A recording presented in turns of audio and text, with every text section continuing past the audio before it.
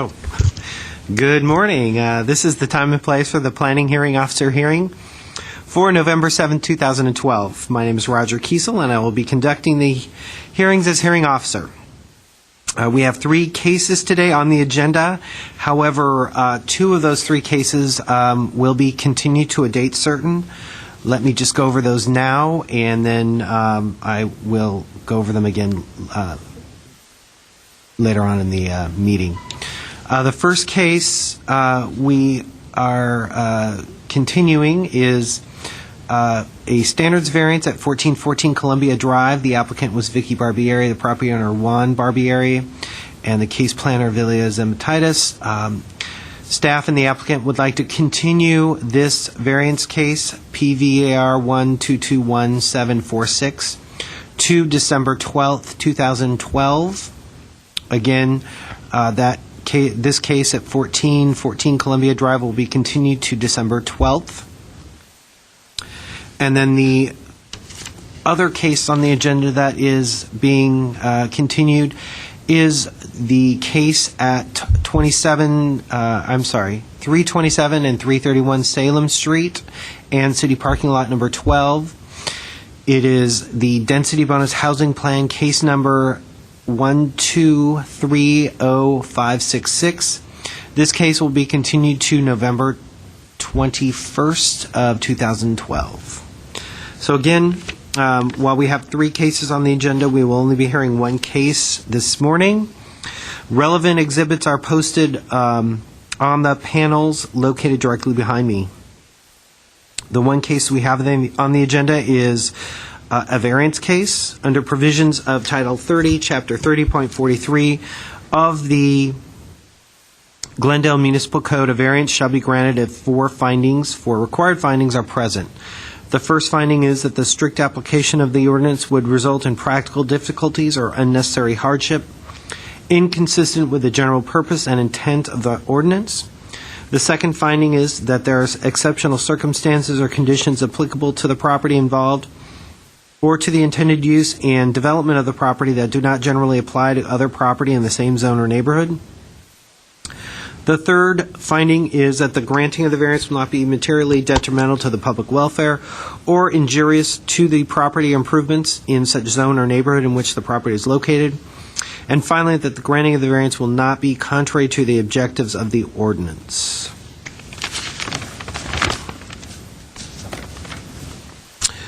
Findings. If the evidence presented in the application at the hearing meets the criteria just described, then the hearing officer can either approve or impose conditions for approval on the case in question. If the findings of fact are not in evidence, then the request will be denied. Public notice. Notification of this hearing was accomplished by the use of public notices, which were mailed to property owners and occupants within 500 feet of the subject property, physically posted on the site in question, and placed in the local newspaper. The hearing will proceed as follows. I'll read the description of the application or request. Second, I'll read the reports received from other city departments or other letters or communications received from interested parties. The case planner will then make a brief overview of the case, give analysis, and make a recommendation. The applicant will then be asked to come forward stating both name and address, and will be asked to present the case within a 15-minute time period. Others in support of or in opposition to the application and interested parties will be asked to come forward to speak, again clearly stating their name and address within a 3-minute time limit. Lastly, the applicant will be given the opportunity to make closing comments, if desired, in response to testimony given by preceding speakers within 5 minutes. The hearing will then be closed and the case taken under submission or a decision made. The decision after the hearing, the decision will be prepared in writing, will be in the form of letters sent to the applicant and to all persons who responded to the public notice, either by speaking at the hearing or by submitting written responses and have provided their name and mailing address. The date of the decision will be the dates appearing on the letter. Appeals. Under the appeal provisions of Title 30, Chapter 3062 of the Glendale Municipal Code. The decision may be appealed to the Planning Commission within 15 days of the date of the decision. Anyone wishing to appeal may obtain forms and brochures on the procedure from the Building and Safety Section, Permit Services Center, located on the same floor of the building. Speaker's card. If you wish to speak, please write your name and address on one of the speaker's cards provided by the front door and submit it to staff.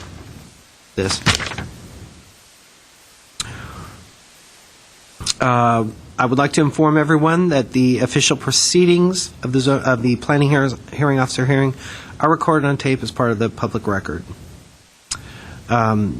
Begin with the calendar. The first case on the agenda is a standards variance, PVR 1221746 at 1414 Columbia Drive. As I mentioned earlier, staff and the applicant are wanting to continue this case to December 12th, 2012. So this case will not be heard today. It will be heard on December 12th, 2012. The second case on the agenda is a standards variance case, PVAR 1227906, located at 1714 through 1716 Orchard Avenue. The project is a standards variance to construct new retaining walls along the east and south side property lines, located less than the required 5 feet from the interior property lines, located at 1714 through 1716 Orchard Avenue, in the R2250 zone, medium density residential, described as Lot 6, Block B, track number 5106.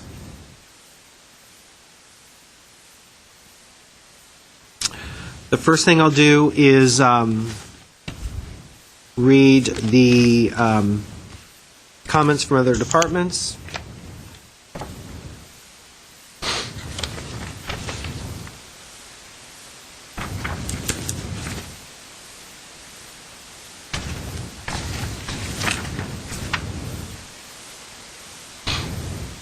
Public Works just had standard comments.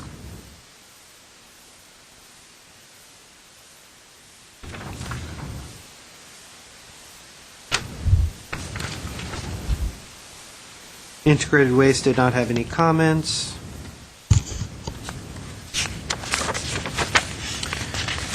Neighborhood Services stated that there is an existing code enforcement case on this property, and should the variance be approved, it would correct the violation that is currently there.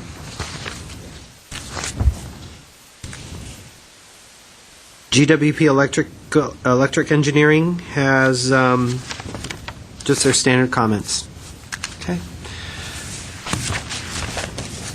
So why don't we start with the planner's introduction to the project, Mr. Duong. Thank you. Good morning, Hearing Officer Kiesel. The item before you today is standards variance case number 1227906, located at 1714 through 1716 Orchard Avenue. The applicant is requesting a standards variance to construct new retaining walls located along the east and south side of the property without providing the required minimum 5-foot interior setback from the property line. As you stated, the subject property is located in the R2250 zone, which is a medium density residential, essentially one of our multi-family zone. By way of some background, on March 3rd, 2010, the planning hearing officer approved with condition standards variance case number PVAR 2009-042 to construct 2 retaining walls located in the interior setback, and also to construct a new 3-space carport in lieu of a covered and enclosed garage. Further, the carport did not meet the interior setback and separation requirements from another building on the same lot. This variance was not exercised, however, even though it was approved within the allotted 2-year period. Therefore, the variance expired. This is a new application under a new ownership. The subject property was sold on April 25th of 2012, so several months back. So this is essentially a similar application just to construct the retaining walls. The application is not requesting to demo the existing garage or construct a new carport as previously approved. The subject property is an irregularly shaped lot, about 6,200 square feet, and it was developed in 1926 with a 1,600 square foot one-story duplex and a detached two-car garage that is accessible from the street. The majority of the lot is flat. However, along the east and the south of the property, the lot has a steep slope in those areas. The retaining wall in question fell during the 2004-2005 rainstorm, and these walls have sustained damage. This condition has been deemed hazardous by the Public Works Engineering Department and the Building and Safety Division, and has been ordered to the property owner has been ordered to rectify this condition. The property is surrounded by other multifamily residential development as well as single-family homes, and within 1 block of Glendale Adventist Medical Center.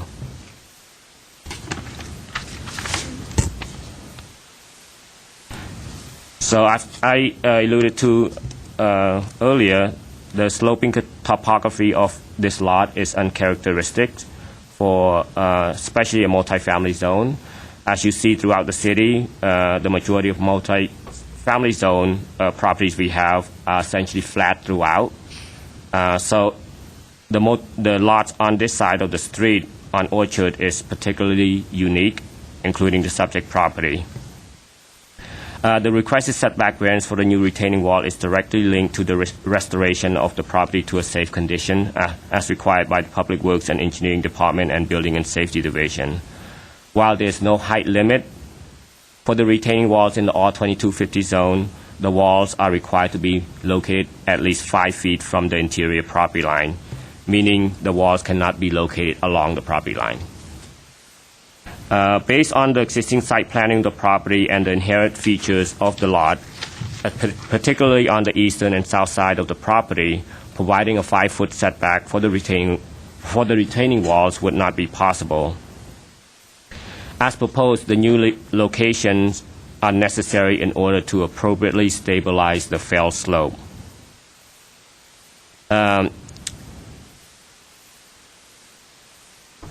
This is because due to the abrupt change in the grade between the adjoining property and the subject property. For example, if the proposed retaining walls were to be set back 5 feet from the property line, then you would essentially create a gap where the two walls, where the eastern and southern walls meet. Essentially, creating this gap would not appropriately rectify the fell slope. And also, there's a garage located along the eastern property line with essentially 0 setback. So because the garage is not being demolished, there essentially is no room to set the eastern retaining wall 5 foot away from the property line. And for the same reason, there is an abrupt change between the adjoining property. So even if there's no garage in that area, a 5-foot setback would not protect the property to the side or to the south of the subject property, because the changes grade is essentially right at the property line. So if the project, as I stated, if the project attempts to meet the required setback, it essentially would not do the job as requested by the Public Works and Building and Safety Division. Given the unique situation that exists on this property and the site planning of the subject property, staff believe that what the applicant is proposing is appropriate and would rectify the situation, and therefore we recommend approval of this variance with conditions. And the applicant is here to further elaborate on the request if necessary. Okay. Thank you. Thanks. Vic Kazangian? Good morning. Vic Kazanjian, 2911 St. Gregory Road, Glendale, 91206. And I thank Rather for so eloquently putting this together and explaining the situation. Basically, it's very simple. All we want to do is correct a hazardous condition there within the guidelines set in the city codes, relevant city codes. I think once done, we shouldn't have any reoccurring problem there because the walls will be built to the current codes. They'll also provide for drainage, which is the underlying issue that's caused the problem in the first place. So I think given that, we would kindly ask for your approval on this. Do you want to go over the 4 findings? Highlight anything there? There was nothing there that I felt would be a problem or anything. Okay.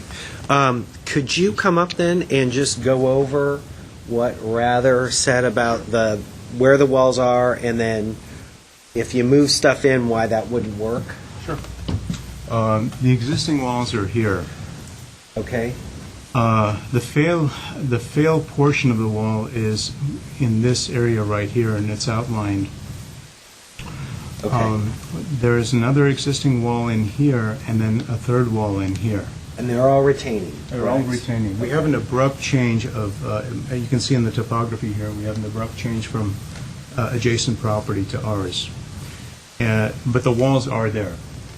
Although they're failing, these 2 walls are failing right over here. You can see evidence of cracks and Walls some B and C, deflections. or all 3 of them? Walls A and B, Okay. you can see deflection, Okay. and you can see cracks in there.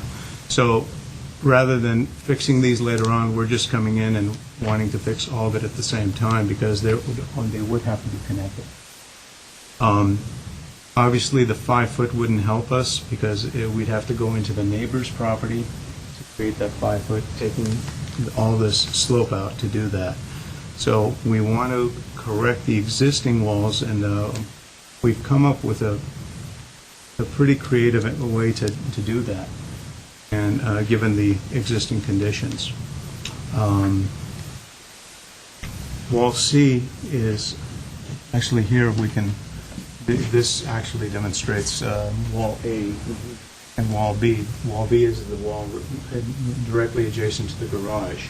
So it's not the wall of the garage, No, it's but not it's the wall. right next. Yeah, Okay. it's about 8 to 12 inches away, and we have deflection as shown in the pictures. And you can see the deflection there. So this wall, these 2 walls are cracked and show signs of deflection and movement, while this wall has been, this is the wall C, which has actually been damaged, and there has been dirt that's been poured over that side due to the lack of drainage. And like I said, with the drainage that we'll be providing, which will be from both sides, we'll have drainage coming out this way and poured into the street, as well as a 3-inch line coming out from this way. These 2 catch basins here will pick up this water flowing in this way. This catch basin here will pick up the water flowing in this way. And they will each have a swale behind them, as shown here. We will additionally have drainage behind the wall of the new wall, which is gravel and piping per new code requirements. Okay. So given all the drainage, we believe that we can achieve what we need to do here and correct the problem accordingly without causing too much. Okay. Thank you. Sure. Is there anybody else that wants to speak on this item? Nope. Do you have anything else you want to say? Not at this time, Okay. unless you have questions that I can That answer. was my only question, just Okay. clarifying. Okay. All right. Then I will close this public hearing and render a decision in the next couple of weeks. All right? All right, the last case on the agenda this morning, and as I mentioned earlier, is Density Bonus Housing Plan case number PDBP1230566, located at 327 through 331 Salem Street and city parking lot number 12. As I mentioned at the beginning of the meeting, this case will be continued to November 21st, 2012, without further notification. All right, that concludes the agenda today. Thank you for watching.